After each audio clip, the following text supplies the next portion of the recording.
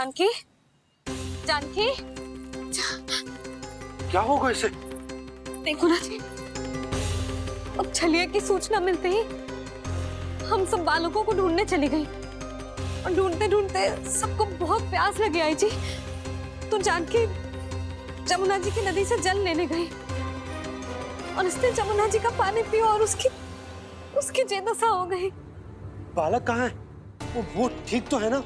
ऊपर से सब ठीक है, पर भीतर से बहुत भयभीत है सब। जानकी तो बिल्कुल नीली पड़ गया है। लग तो है विष फैल गया है इसको पूरे तन में। मथुरा के सर्वश्रेष्ठ विदेह जी को बुलाए गए हैं उसके उपचार के लिए। जैसे ही इसने जल को मुंह से लगाया, ये गिर पड़ी। चटपटाने का अवसर भी ना मिलो। हाँ वैद्य जी, और निकटी मृत पशु भी पड़े हुए थे। हाँ, मैंने भी अस्थियां देखी थी। इसका तो यही अर्थ हो सकता है कि समस्या वहाँ के जल में ही हो। वैद्य जी, आप रोगी की नाड़ी पे ध्यान दो ना। जे गोपिया क्या कह रही है उसे सुनने की आवश्यकता ना है। जब तक विष के कारण का पता नहीं चल जाता, हम उपचार कैसे कर सकते हैं रानी जी? वैद्य जी, वो निकट ही यमुना जी में एक विशेष क्षेत्र है। ये सब उसी के जल की बात कर रहे हैं। तब तो ऐसा भी हो सकता है कि किसी विषैले सर्प के काटने का प्रभाव हो। पर सर्प के काटने का चिन्ह ना है उसके तन पे। सर्प जब काटतो है तब उसके दांत के चिन्ह बन जाते हैं। मुझे पता है, बड़े बड़े सर्प को काटते हुए देखो है मैंने। एक दिन अब बस कर उज्जवल, ये बड़ी बड़ी हाँकने का समय ना है। पर यदि सर्प ने ना काटो है, फिर जानकी की ये दशा किसने की? अवश्य किसी राक्षस ने की होगी। नाना, कोई विषैला पशु भी तो हो सकता है। यह अवश्य किसी महाविषैले सर्प के विष से हुआ है। सर्प ने भले ना काटा हो, लेकिन ये अवश्य ही किसी महाविषैले सर्प के विष के कारण हुआ है। कालिया नाग। कालिया नाग?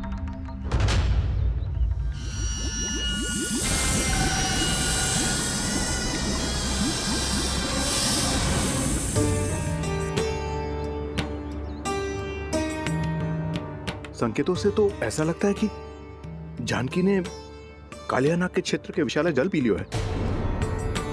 कालिया नाग एक लोक श्रुति है, कल्पना में गढ़ी हुई एक कथा, और कछु ना है।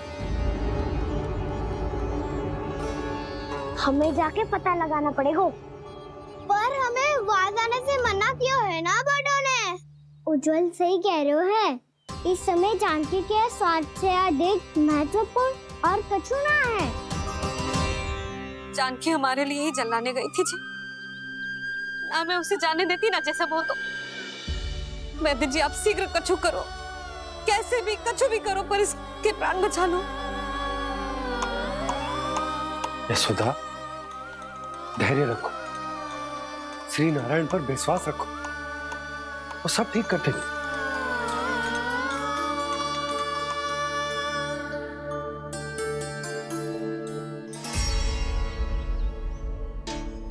विष की काट की मेरे पास जितनी जड़ी बूटी थी, मैंने सब अर्क बना के पिला दी, पर इसकी दशा में अभी तक कोई सुधार नहीं दिख रहा है। यह अंतिम जड़ी बूटी है। अगर इससे भी चमत्कार नहीं हुआ, तो फिर जो नारायण की इच्छा।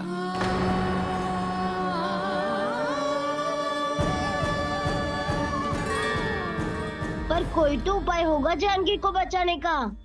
कान्हा, यदि तुझे किसी औषधि के बारे में पता है, हमें बता दे, हम जाके ले आएंगे।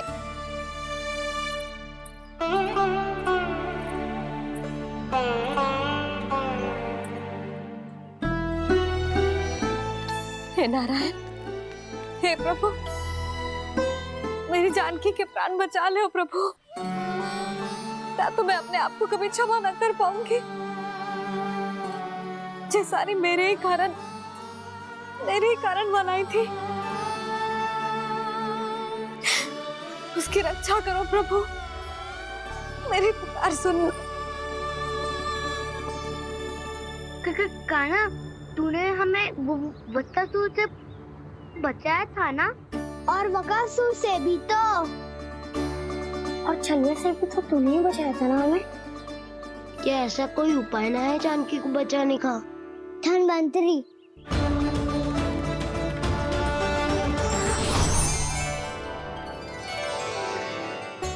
मैं आ गया हूं प्रभु, चिंता मत कीजिए, आपके आदेश का पालन अवश्य होगा। यशोदा मैया,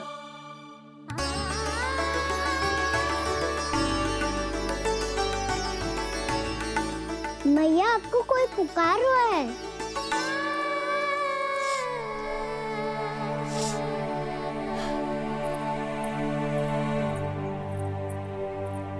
चिंता मत करो मैया, अब धन्वंतरी जी आ गए हैं, वो सब संभाल लेंगे।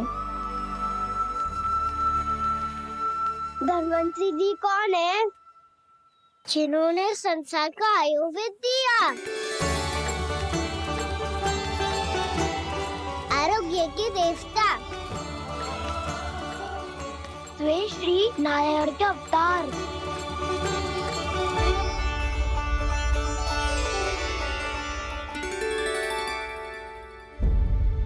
मुझे पता चला है कि आपको वेद की आवश्यकता है। हाँ हाँ, भीतर आइए।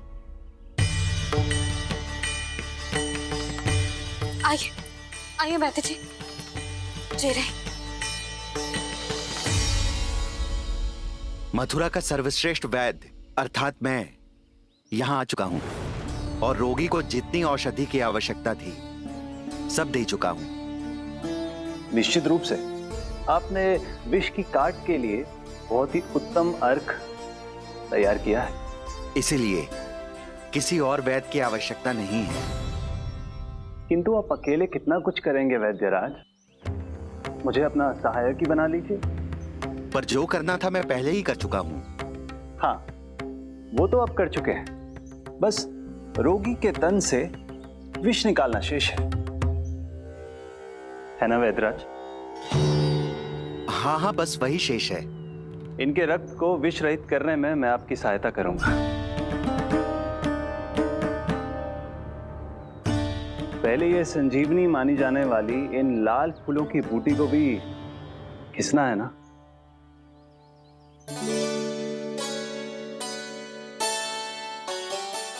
हाँ हाँ, तुम सही कह रहे हो, इसे अच्छे से घिसो।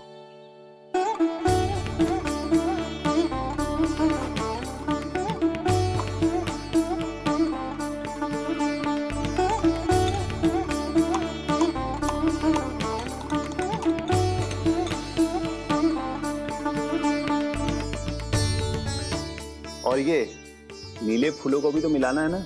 हाँ हाँ, अच्छे सहायक बन सकते हो तुम, ऐसे ही श्रम करते रहो।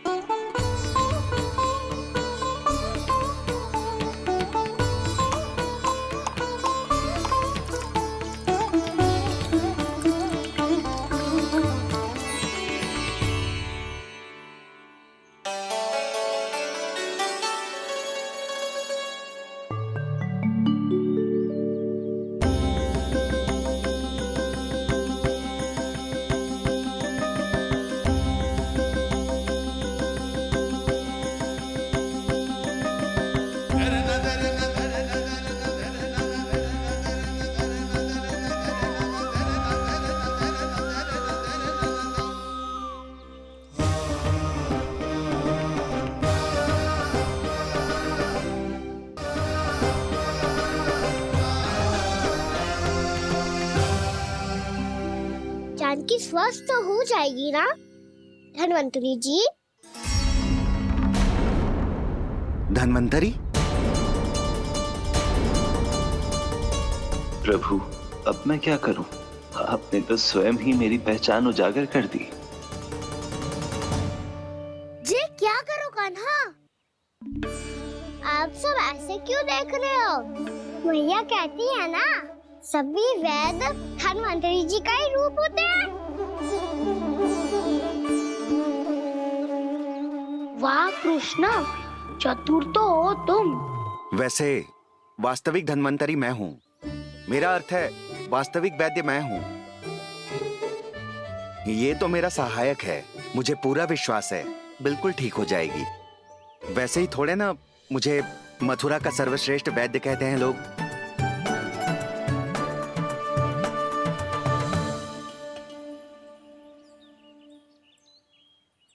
जसोदा भाभी, जसोदा जी, जानकी को चेतना आ गई। जानकी, जानकी, जानकी, तू ठीक है ना? क्षमा करना भाभी, मैं आपके लिए जल ना ला पाई। बस बहुत भूख लगी है। मैं अभी कच्चा लाती हूँ। जानकी, माखन खाओगी?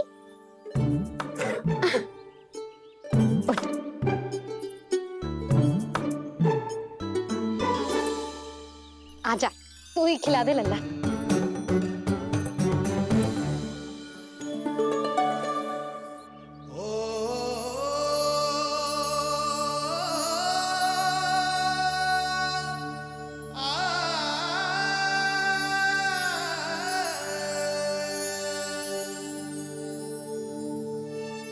तुम सब मेरे लल्ला को माखन चोर कहती हो ना? आज देखो, अपना ही माखन जानकी को खिला रहे हो।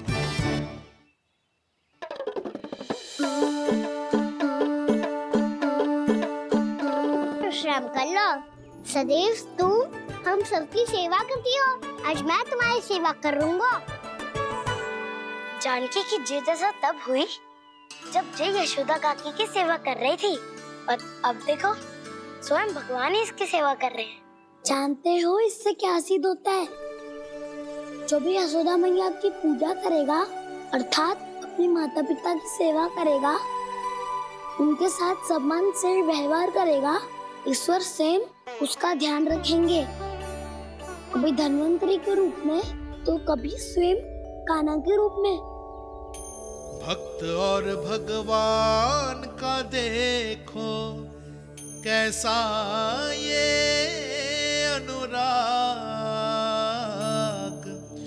स्वयं करे सेवा प्रभु, अद्भुत गोपी का भाग्य।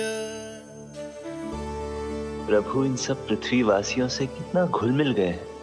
ना तो ये प्रभु को भगवान मानते हैं और ना ही प्रभु अपने आप को इनसे सर्वश्रेष्ठ समझते हैं।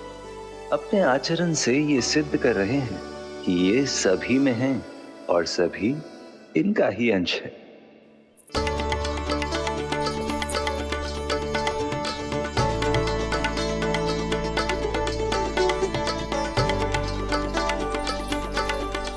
प्रभु, अब मुझे जाने की आज्ञा दीजिए।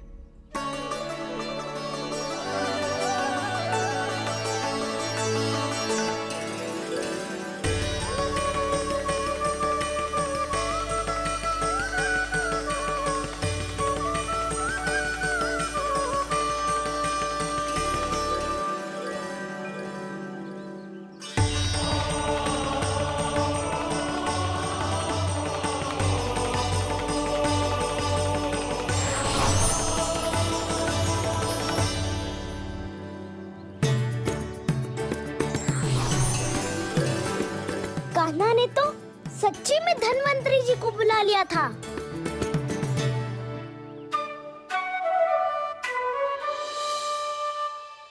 जब से कान्हा का जन्म हुआ है ना, मैं तब से देख रही हूँ, तब से हम पे कोई भी संकट आती है ना, तो अचानक से कोई अपरिचित हमारी सहायता करने आ जाता है, और जाते समय कान्हा की आज्ञा लेके जाते है, और कभी कभी तो इसे प्रभु बोल के जाते है। बाबा संभालो।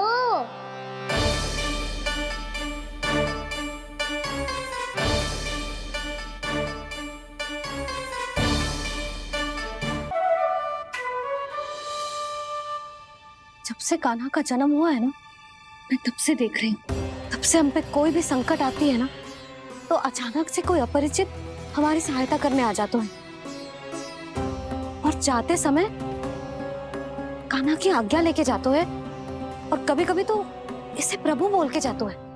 बाबा संभालो। यशोदा, इस जानकी को चढ़ो है और विचित्र विचार तुम्हारे मन में है। अरे सब जानते हैं कि हमारा परिवार राजसी, तुम्हें पता ना चल तो हो पर हमारे कान्हा को सब राजकुमार ही समझते हैं देखकर। इसीलिए उसे सम्मान देने के लिए सब ऐसा ही करते हैं, और कोई बात ना है।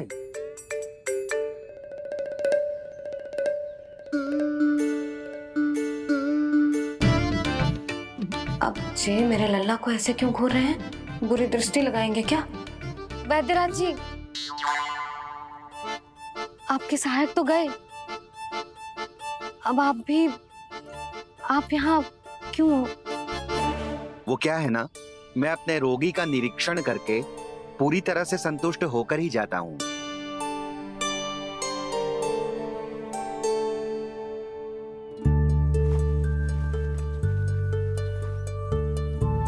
हाँ, संकेत तो अच्छे हैं, कल सुबह तक बिल्कुल ठीक हो जाएगी। धन्यवाद वैद्य जी।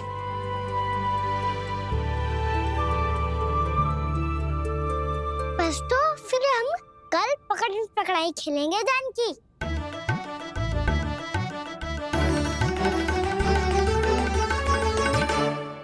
भानु, बंसी, जाकर उस क्षेत्र के चारों ओर बाड़ बनवा दो और वहां सूचना पट्ट भी लगा देना, ताकि जानकी के साथ जो हुआ है वो किसी और के साथ ना हो। शीघ्र जाओ। जी ठीक है।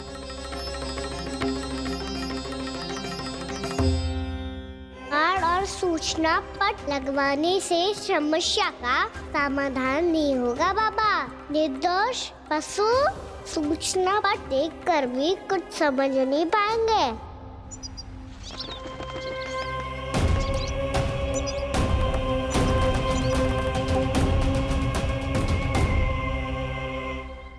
तो तुम्हारे कहने का अर्थ यह है कि व्योमासुर मारा जा चुका है और वो बालक अब भी जीवित है।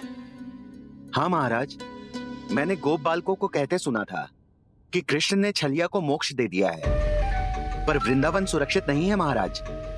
वो एक बहुत बड़ी समस्या से जूझ रहे हैं। कैसी समस्या? गांव के निकट क्षेत्र में किसी विषैले सर्प का निवास है। उसके विष का प्रभाव इतना भयानक है महाराज, जैसे विष ना हो, स्वयं हलाहल हो।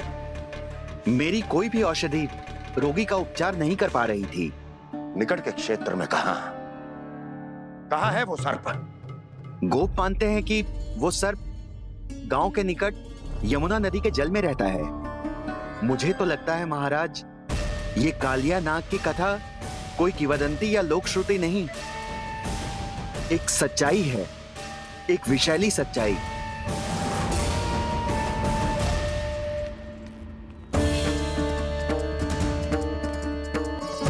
कालिया का सामना करने का समय आ गया है, पर उससे पहले मुझे बुलाना होगा उन्हें।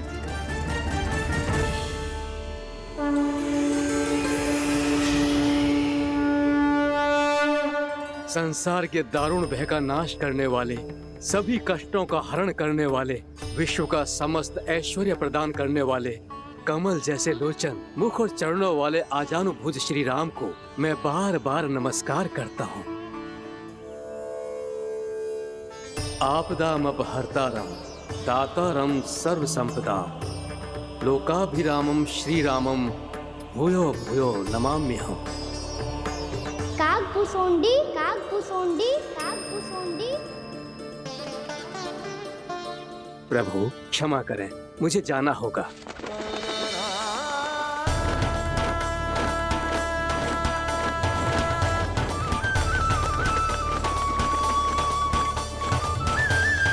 प्रणाम प्रभु। अनेक बार मैं आपके दर्शनों के लिए आया प्रभु। कभी नंद भवन के झरोखों से आपके दर्शन करके चला जाता था, तो कभी दूर किसी वृक्ष की आड़ से आपको निहार लिया करता था।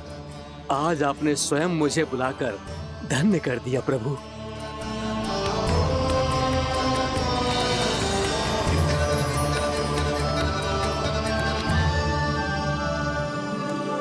मैंने आपको यहाँ एक विशेष कारण से बुलाया है। आपके श्राद्ध से इस कालिया नाग को मुक्त करने का समय आ गया है। ये तो बहुत ही उत्तम समाचार है प्रभु। इतने वर्ष बीत गए, मुझे आज भी स्मरण है वो दिन जब मैंने उन्हें श्राप दिया था। अपने क्रोध पर नियंत्रण खोकर बहुत बड़ी भूल कर दी थी मैंने प्रभु। बीती हुई घटनाओं पर दुखी होके कोई लाभ नहीं है। हमें भविष्य की ओर देखना होगा।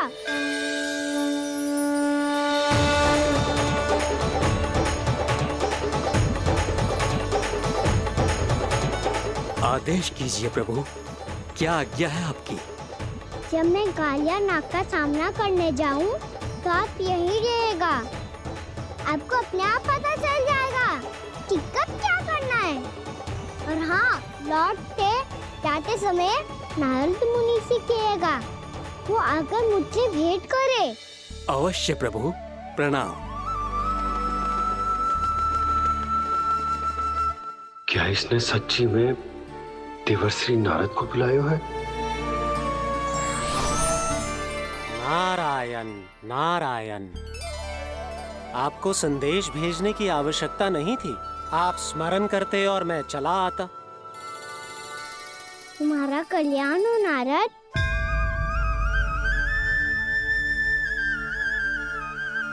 मैंने तुम्हें एक विशेष कार्य के लिए बुलाया है। आज्ञा दीजिए प्रभु। तुम्हें एक बात फिर कंस से भेंट करनी होगी। विचार कीजिए महाराज, क्या आप बिना किसी शंका के कह सकते हैं कि कौन सी पंखुड़ी पहली है और कौन सी 8वीं? उस दुष्ट से भेंट करना स्वयं कीचड़ में उतरने के समान है प्रभु। कमल पुष्प प्राप्त करना हो तो कीचड़ में उतरना पड़ता है नारद। आपका आदेश तो मैं स्वप्न में भी नहीं टाल सकता प्रभु। कंस कालिया नाग के बारे में जान गया है, पर वो उसका सामना करने का साहस नहीं कर पाएगा। मैं आतुर हूँ प्राप्ति, मूर्ख नहीं। मेरी बुद्धि फिर नहीं गई है। मैं स्वयं उस कालिया जैसे महाविषैले सर्प के सामने खड़ा हो जाऊं और अपने ही काल को आमंत्रित कर लूं। तो फिर अपने लाभ के लिए उसका प्रयोग करने का कोई और उपाय सोचिए स्वामी। कुछ ऐसा कीजिए कि यमुना नदी का पूरा जल विषैला हो जाए और वृंदावन वासी उसका उपयोग करे, और आपका काल कहलाने वाला वो बालक स्वयं काल के गाल में चला जाए। उत्तम उत्तम सुझाव है प्राप्ति। अब मुझे उस कालिया तक पहुंचने का मार्ग ढूंढना होगा। उसको विवश करने का कोई उपाय ढूंढना होगा, क्योंकि व्यक्तिगत रूप से उससे भेंट करना असंभव है। असंभव। आप सही कह रहे हैं प्रभु। कंस में उतना सामर्थ्य नहीं कि वो कालिया नाग का सामना स्वयं कर सके। वैसे तो कालिया गरुड़ देव का भी सम्मान नहीं करता, तो फिर वो कंस का सम्मान क्यों करेगा भला?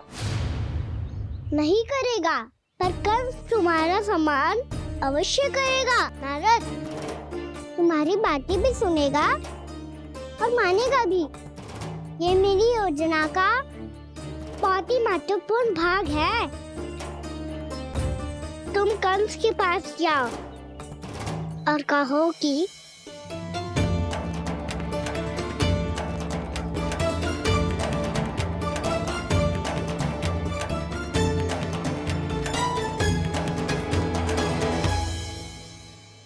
संतान अपने माता पिता को तीर्थ का सौभाग्य दिलाती, और मेरा लल्ला कितना महान है कि उसने हमारे घर को ही तीर्थ बना दिया।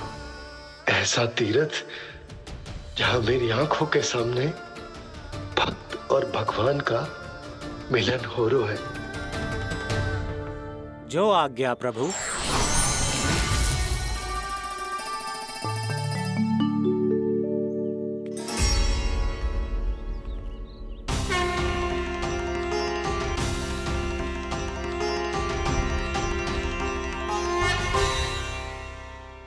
बाबा।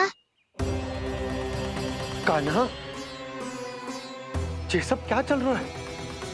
पहले काग भुसुंडी जी और फिर ये नारद जी, क्या योजना बना रहे हो तुम? कान्हा, बताना लल्ला, क्या सोच रहे तू? कान्हा देख, अगर तुझे अपने बाबा को ना बताना हो ना, तो अपने भक्त को बता दे। क्या सोच रहे हो लल्ला? क्या करने वाले हो आप?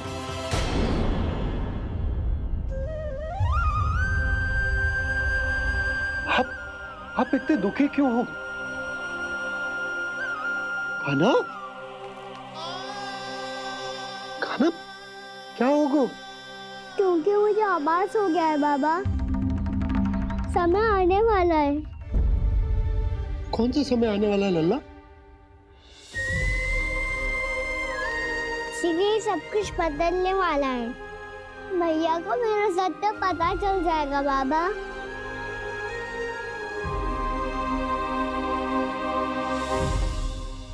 पर लल्ला, इसका काक भुसुंडी और कालिया नाग से क्या संबंध है? ऐसा क्या हुआ था और क्या होने वाला है?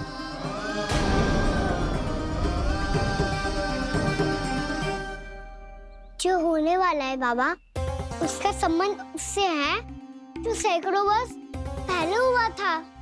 महर्षि भृगु के वंशज थे वेदशिरा मुनि, जो विंध्याचल की पहाड़ियों में साधना कर रहे थे। तभी वहाँ अश्वशिरा नाम के एक दूसरे मुनि आमंत्रण के बिना ही आ गए। कितना सुंदर और शांतिपूर्ण आश्रम है। यहाँ प्रभु की साधना करने में बहुत आनंद आएगा। शीघ्र ही अश्वशिरा मुनि उपस्थिति के कारण होने वाले व्यवधान से बाध्य होकर वेदशिरा मुनि ने अपनी आंखें खोली। कौन हो तुम और यहाँ क्या कर रहे हो? आपके आश्रम में बहुत शांति है मुनिवर। साधना करने के लिए बहुत ही उत्तम स्थान है ये। मैं चाहता हूँ कि मैं भी यहाँ। आप यहाँ साधना करना चाहते हैं, लेकिन इतना भी नहीं जानते कि किसी के आश्रम में प्रवेश करने से पहले उसकी आज्ञा लेनी चाहिए। आप ये भी नहीं जानते कि यदि कोई यज्ञ कर रहा हो तो बिना अनुमति के वहाँ प्रवेश करने से उसकी यज्ञ साधना भंग हो सकती है। आप क्या साधना करेंगे मुनि? आप तो साधना के योग्य ही नहीं हैं। इतना अपमान! एक मुनि के मुख से इतने कड़वे शब्द शोभा नहीं देते। मैं तुम्हें श्राप देता हूँ, जितनी विषैली तुम्हारी जिह्वा है उतने ही विषैले सर्प बन जाओ तुम। और ऐसा सर्प जो सांस भी ले तो निकट का वातावरण दूषित हो जाए।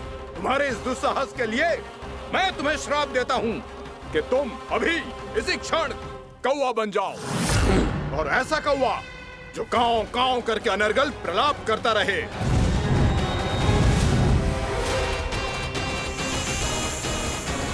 ये मैंने क्या किया? ये मैंने क्या किया? क्रोध के कारण दोनों ने एक दूसरे को श्राप दे दिया। पर दोनों ही मेरे भक्त थे, और भगवान होकर मैं अपने भक्तों को इतनी कठिनाई में कैसे देख सकता था।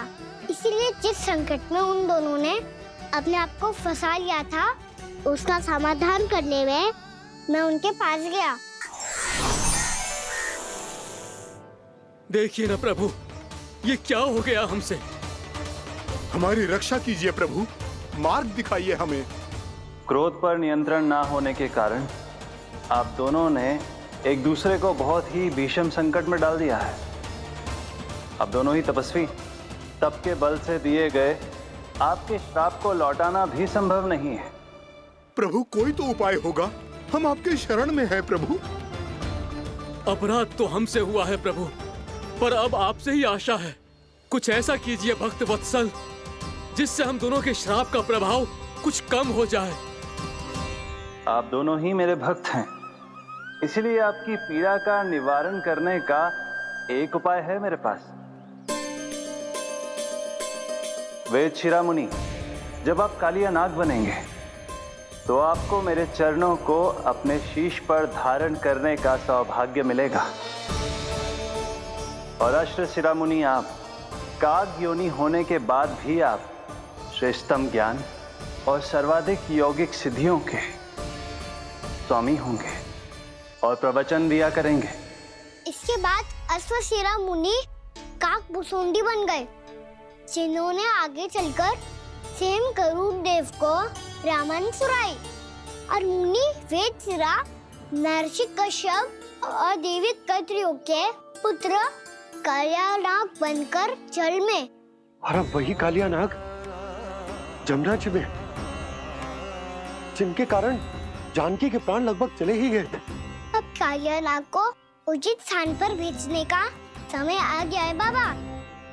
पर ये तो अच्छी बात है कान्हा, वेदशिरा मुनि को दिया हुआ तुम्हारा वचन भी पूरा हो जाएगा, जमुना जी की शुद्धि भी हो जाएगी। इस सब के बाद भी तुम दुखी क्यों हो? क्योंकि इसके बाद मैया के सामने मेरा रहस्य खुल जाएगा बाबा। उन्हें पता चल जाएगा कि उनका बालक कोई साधारण बालक ना है। भविष्य में जो होने वाला है उसे सबके सामने घटने से रोकना मेरे लिए भी संभव ना होगा। मैया को सब पता चल जाएगा। क्या पता चल जाएगा रे मुझे?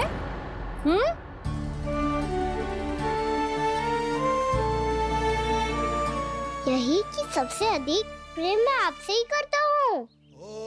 अब बस भी कर, चलो भोजन के लिए बुलाने आई थी तुम दोनों को। भूखा थोड़े ना रहने दूंगी अपने लल्ला को, मेरा लल्ला दुर्बल हो जाएगा ना। आप खिलाओगे तो ही खाऊंगा। हाँ ठीक है, मैं ही खिलाऊंगी। अब चल, आओ जी चल।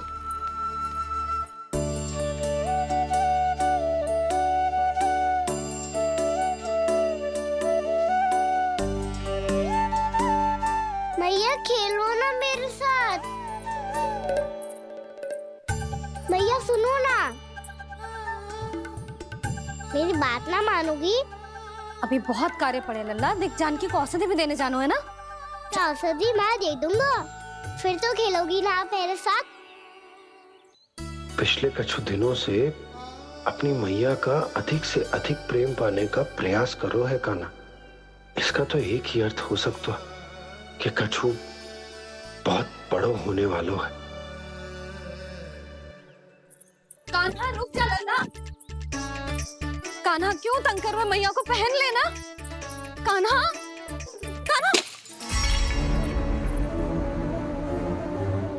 ये क्या करो तूने?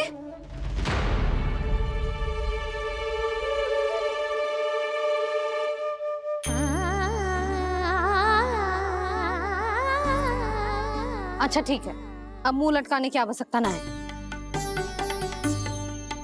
ये ले।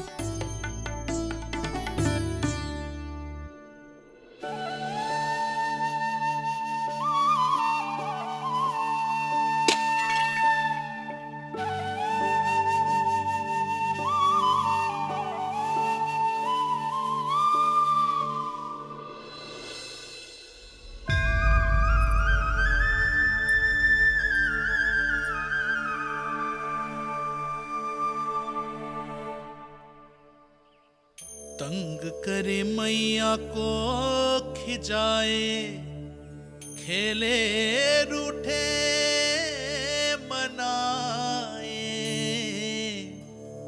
लीला अनोखी करके शरारत, कान्हा दंड भी पाए।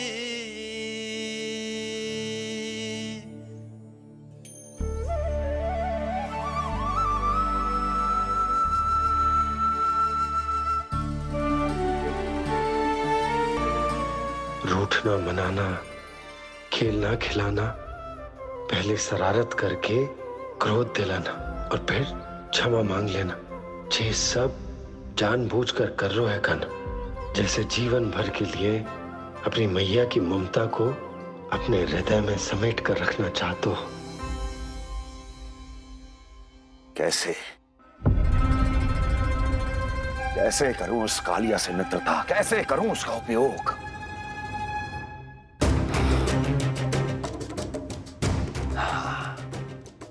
उस पर आक्रमण कर देता हूं और उसे किसी ना किसी तरह से यह विश्वास दिला देता हूं कि यह आक्रमण उस विष्णु अवतार ने किया है। फिर वो क्रोध में आकर सारे वृंदावन वासियों को अपने विष से समाप्त कर देगा। उचित है, ये उचित है। नारायण हरि, नारायण हरि।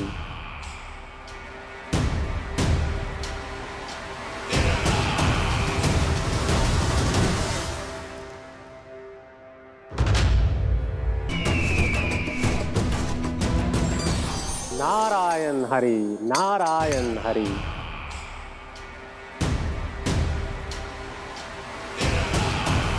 प्रणाम देवर्षि। इस योजना में कितना लाभ है और कितनी हानि, यह आंकलन करते करते थक गए होंगे मथुरा नरेश। देवर्षि, आज मेरा ध्यान कैसे आ गया आपको? आप तो सदैव ही मेरे ध्यान में रहते हैं महाराज कंस।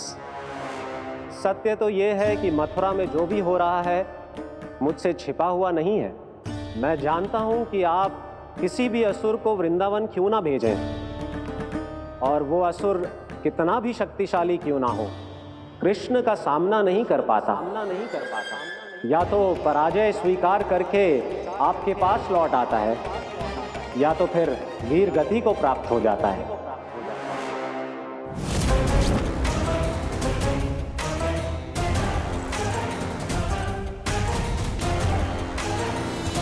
वाह, मुझे मेरी असफलताएं स्मरण कराने आए हैं, मेरे घाव को खुरेदने आए हैं, उन पे नमक छिड़कने आए हैं। मित्र को शत्रु समझने की भूल मत कीजिए महाराज कंस। मैं तो आपकी सहायता करने आया हूं। हाँ, और मेरी सहायता। कृष्ण विष्णु अवतार है, आप विष्णु के भक्त हैं।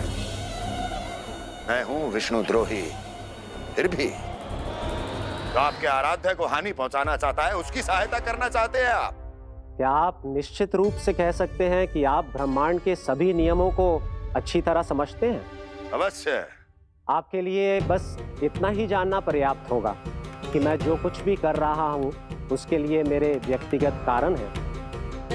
मैं तो बस आपके हित में पिछली बार की तरह एक सुझाव लेके आया था, पर यदि आप मेरा सुझाव सुनना भी नहीं चाहते तो आपकी इच्छा। नारायण हरि, नारायण हरि। कारण चाहे जो हो, इनके पिछले सुझाव के कारण ही आज मेरे शत्रुओं की संख्या कम है। अन्यथा मैं देवकी के अन्य पुत्रों को भी जीवित छोड़ देता, और आज वो सब अपने भाई के साथ मिलकर उसकी शक्ति को अनेक गुना बढ़ा देते। ठहरिए देवऋषि।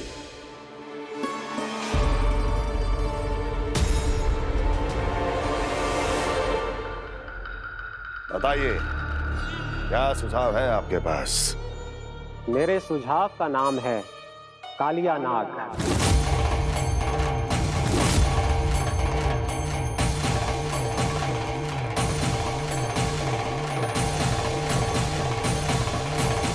उसके विषय में मैं जानता हूं देवर्षि। तो समस्या ये है कि मैं स्वयं उससे मिलने नहीं जा सकता, उससे भेंट नहीं कर सकता। उस कृष्ण की हत्या के लिए उसको वृंदावन जाने के लिए तैयार नहीं कर सकता। तो मत जाइए उसके सामने, और ना उसे भेजिए कृष्ण के सामने।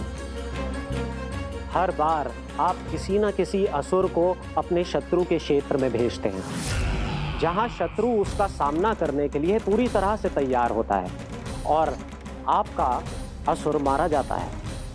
इस बार शत्रु को युद्ध स्थल चुनने का अवसर मत दीजिए महाराज।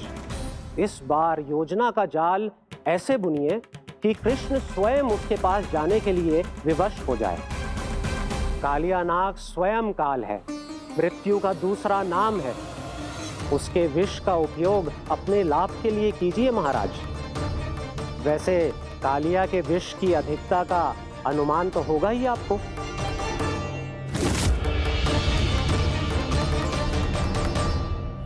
एक बार जो उसके क्षेत्र में पहुंच गया, फिर उसके विष से बचना असंभव है। उचित सुझाव है देवर्षि, उचित सुझाव है। देवर्षि, उस छलिया विष्णु की भक्ति करते करते आप भी उसके रंग ढंग सीख गए हैं। उचित है। उचित है।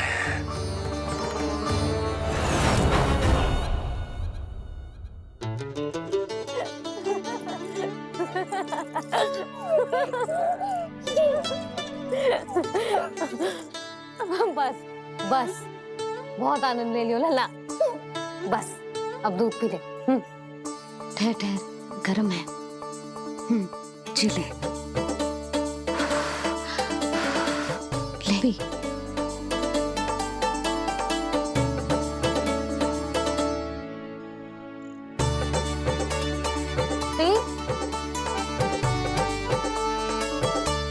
मैं ना होती तो ना जाने क्या हो तो तेरा।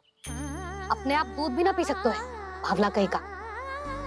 आपकी इस प्रेम के लिए तो मैं धरती पे आया हूँ मैया। मैं भी यही सोच रहा हूँ यशोदा कि तुम ना होती तो मेरा क्या होता।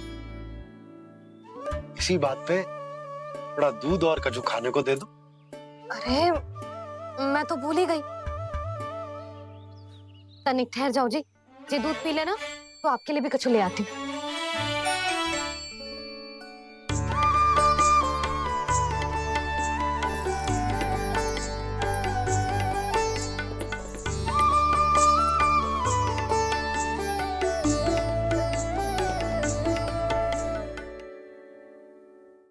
प्रणाम महाराज।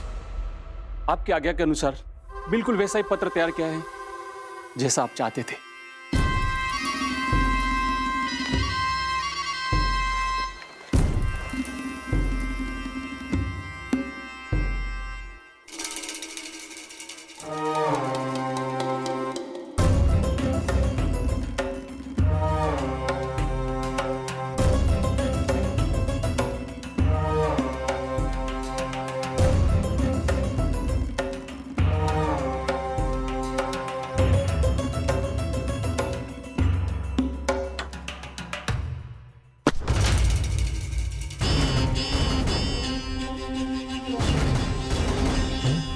कृष्ण जन्म से लेकर आज तक ये मेरी सबसे महत्वपूर्ण योजना है। इसका सफल होना निश्चित है दूत, किंतु केवल वही करना जैसा मैंने कहा है। जाओ।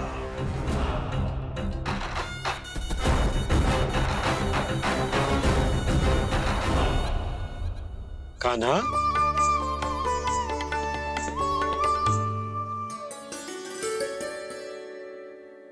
क्या होगा? बाबा मैं चाहता हूँ कि मैया की ममता क्रिस्टल फ्रेम की वर्षा मुझ पे सरते ऐसे होते रहे। वो तो होती रहेगी लल्ला। अपने लल्ला के लिए किसी मैया का प्रेम कभी कम हो सकता है भला? नंदराज, वो मथुरा से एक दूत आयो है महाराज कंस का राजपत्र लेके।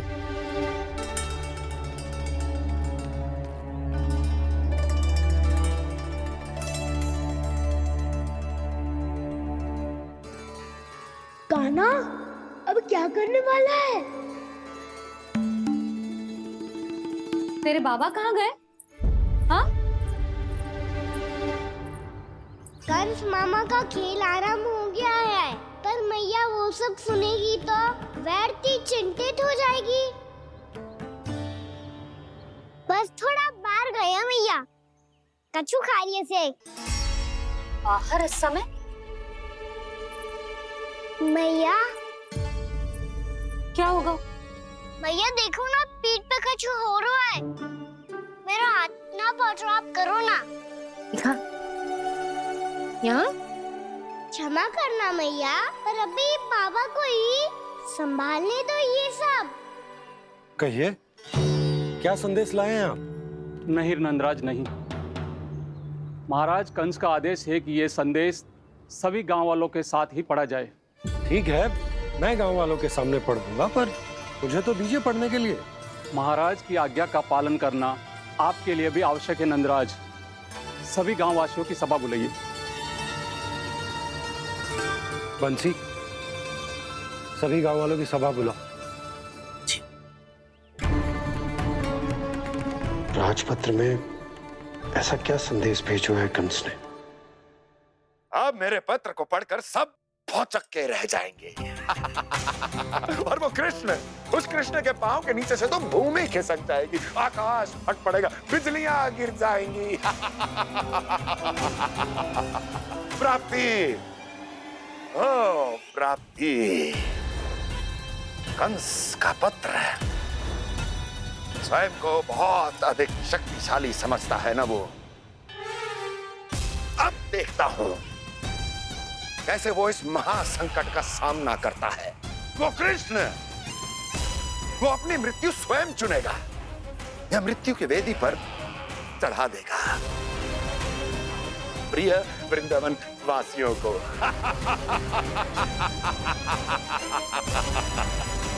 अब आएगा आनंद प्राप्ति, अब आएगा आनंद। सबको इकट्ठा करवा के ही पढ़वाएगो। अवश्य ही कोई विशेष संदेश दिया होगा कंस ने। मैं भी यही सोच रही हूँ सुलक्षणा जी, कछु ना कछु तो विशेष है, पर जे हो क्या सकता है? हाँ, बात तो सही है। ऐसा क्या हो सकता है? सभी गांव वासियों के सामने कहा जाए, कछु तो विशेष अवश्य लग रहे हैं। बाहर तक कोलाहल क्यों हो रहा है? मैया, मैया, अब क्या होगा?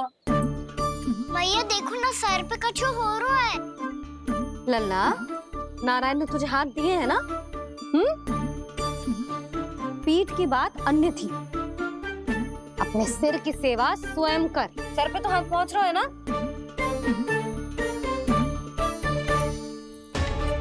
मैया सुनो ना, मैया देखो ना, तीव्र कर कछु हो रहा है। मैया देखो ना, तीव्र कछु हो रहा है।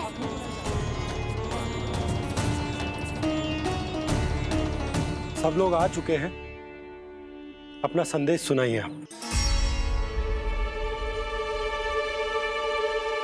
गोपराज नंद और सभी वृंदावन वासियों को सूचित किया जाता है कि मथुरा अधिपति और आप सभी के महाराज कंस ने कल सुबह भव्य पूजा का आयोजन किया है। इसके लिए राज्य को वृंदावन के क्षेत्र के निकट यमुना नदी के मध्य में खिलने वाले 1 कोटि कमल के पुष्पों की आवश्यकता है। इसीलिए आप सभी को यह आदेश दिया जाता है कि ये सभी कमल के पुष्प प्रथम पहर से पहले राजसभा में पहुंचा दिए जाए। इतने सारे वो भी प्रथम पहर से पहले कैसे हो सकते हैं? यदि आप ऐसा करने में असफल रहे तो इसे राज आज्ञा का उल्लंघन माना जाएगा और राजद्रोह के आरोप में आप सभी को कड़े से कड़ा दंड दिया जाएगा। स्मरण रहे, यदि कल की पूजा में इन 1 कोटि कमल के पुष्पों का ना पहुंचने के कारण कोई व्यवधान आया तो समस्त वृंदावन वासियों को दोषी माना जाएगा और पूरे गांव को निवासियों सहित धूल में मिला दिया जाएगा। कल प्रथम पहर तक का ही समय है आप सबके पास।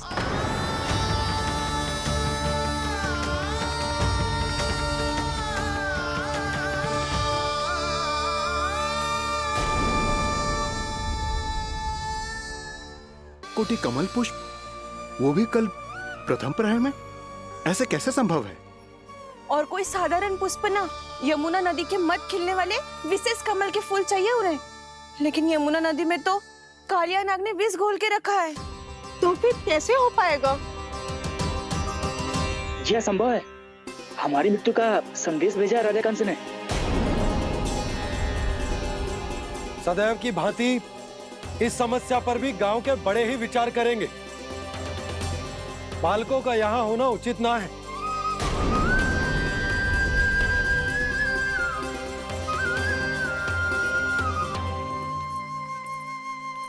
लल्ला, ले जे गेंद ले, जा अपने सखाओं के साथ खेल। सुबह उज्जवल, मधुमंगल वसंता, देखो भैया ने क्या दिया है। चलो खेलें, बहुत आनंद आएगा आज।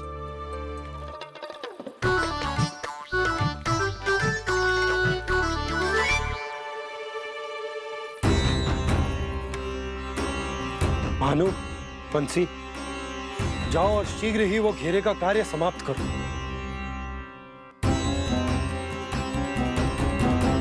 पर कछु ना कछु तो करना पड़ेगा ना। पर हम कर ही क्या सकते हैं? पुष्प लाने को और कोई उपाय है भी तो ना। मैं चला जाऊंगा जमुना जी में। वैसे भी मेरे जीवन के कितने दिन शेष बचे हैं। गांव के लिए, समाज के लिए कुछ करके मरूं, तभी तो शांति मिलेगी। ना काका, यदि आप उस विषैले जल में छलांग लगा भी दोगे, किंतु 1 कोटि कमल पुष्प एकत्रित कर पाना आपके लिए संभव ना है। इससे अच्छा है कि मैं चला जाऊं। यदि मैं मर भी गया तो मेरे पीछे रोने वाला कोई ना है। किसी को कहीं जाने की आवश्यकता ना है। गोप नरेश होने के नाते ये मेरा कर्तव्य है कि मैं आप सबकी रक्षा करूं। नंदराज, आपको जाना है तो जाओ। हरिया, काका, भैया सब चले जाओ। लेकिन आपको पता है वहाँ का जल कितना विषैला है। आप लोग एक क्षण भी जीवित नहीं रह पाओगे। फिर कैसे इकट्ठा करेंगे 1 कोटि कमल पुष्प? आप बात तो सही कह रही हैं शांति। उस दुष्ट कंस ने ऐसी मांग रख के हम सबको फंसा दिया। हम में से कोई भी... कान्हा, बताना कौन सा खेल खेलें? गेंद पकड़ खेलते हैं। पर एक बात सुन लो सब, कोई भी तीव्र गति से ना फेंकेगा गेंद को। भैया ने फ्रेम बनाई है मेरे लिए। सब तैयार हो?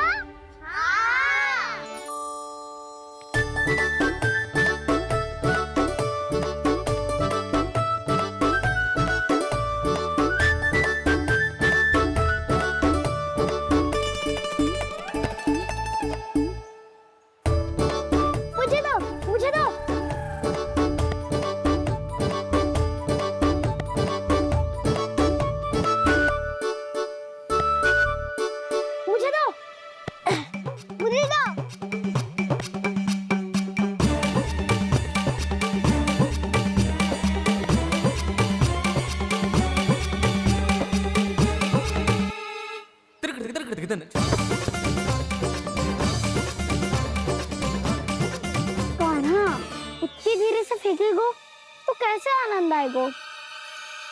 थोड़ा बल लगा के फेंक। हाँ कान्हा, हम अभी बड़े हो गए हैं, तू अब भी छोटे बालकों की तरह फेंक रहा है।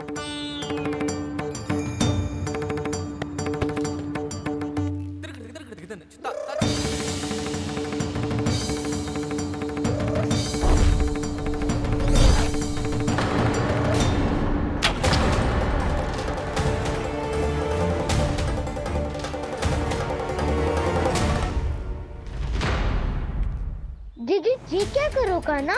गेंद तो डूब गई।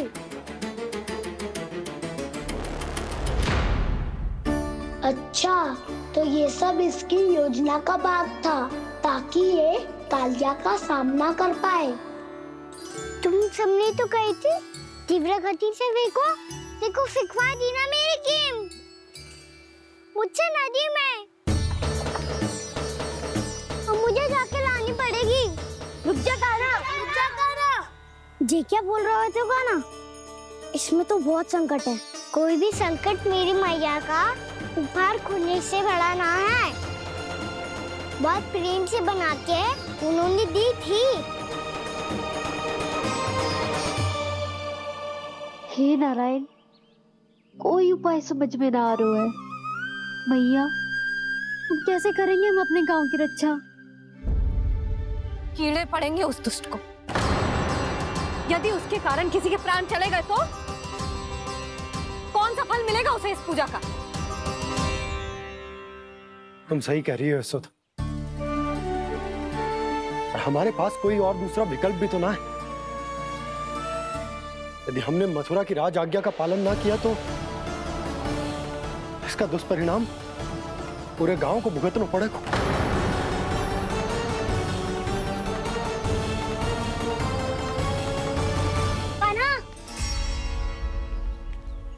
तुम्हें पता है कि तो भगवान है, दिव्य है, बहुत शक्ति है तुझमें। पर फिर भी हम तुझे विषैले जल में ना जाने दे सकते। कुछ होगा तो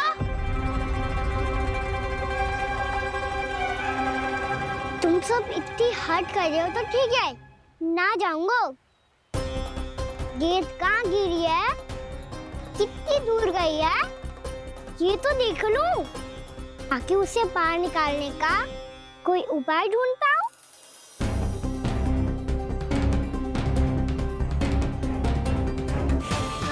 हाँ।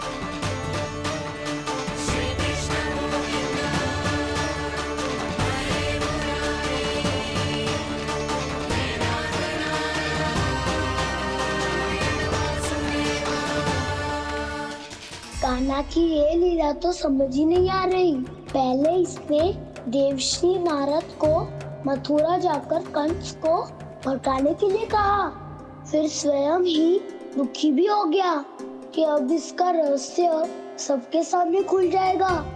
और अभी स्वयं ही तो इसने कहा था कि गेंद बहुत महत्वपूर्ण है, फिर स्वयं ही उसे नदी के विषैले जल में फेंक दिया।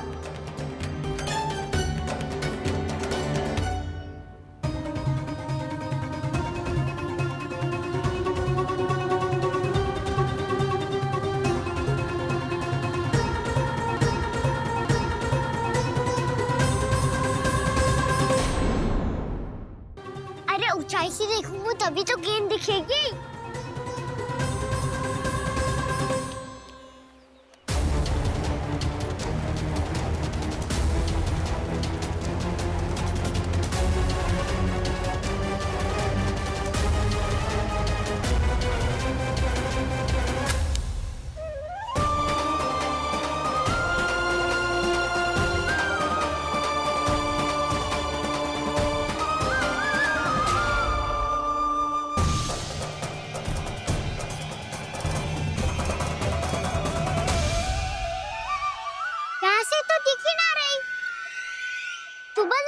से फेंकी थी ना? ना वहाँ से फेंकी थी। कहाँ से? नहीं कहना वहाँ से। समझ ना आ रहा, ठीक बताना कहाँ से फेंकी थी?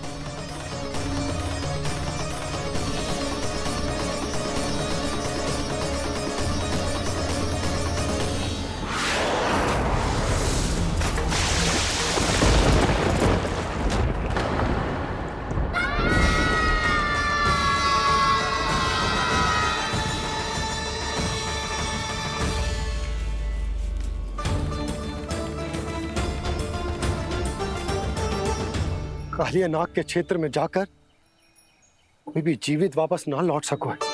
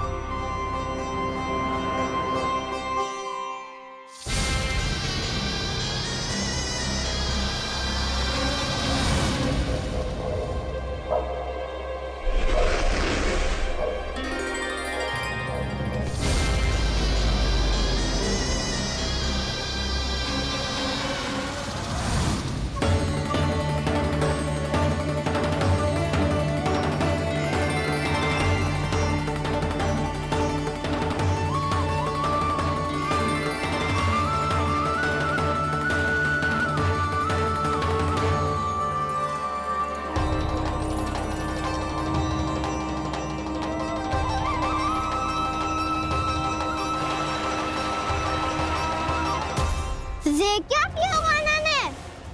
कालिया नाग तो उसे देखते ही निकल जाएगा।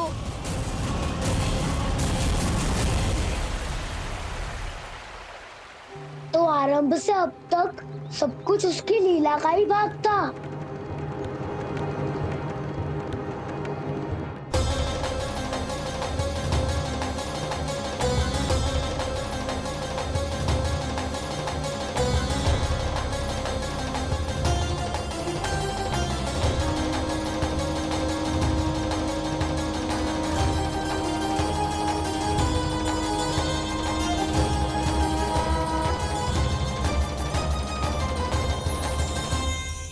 इतना सुंदर रूप मन मोहने वाली मुस्कान, अद्भुत तेज और भगवान जैसी दिव्यता। कौन हो तुम? हाँ, तुम्हें देखकर तो हम सब सम्मोहित ही हो गए।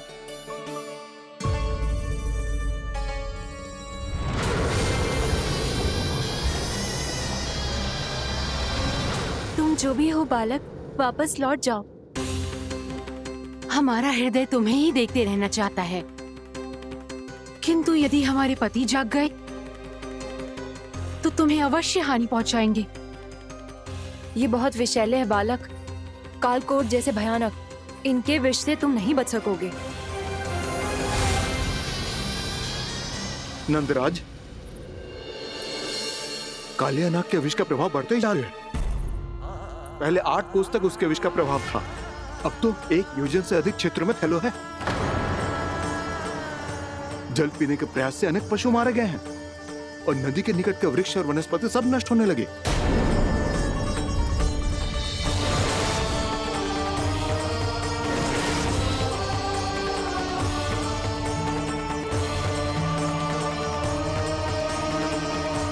इनके विष की तीव्रता इतनी अधिक है बालक कि इनके संपर्क में आने वाले को तड़पने का भी अवसर नहीं मिलता। इनके विष की अग्नि क्षण भर से भी कम समय में प्राणवायु को जलाकर राख कर देती है।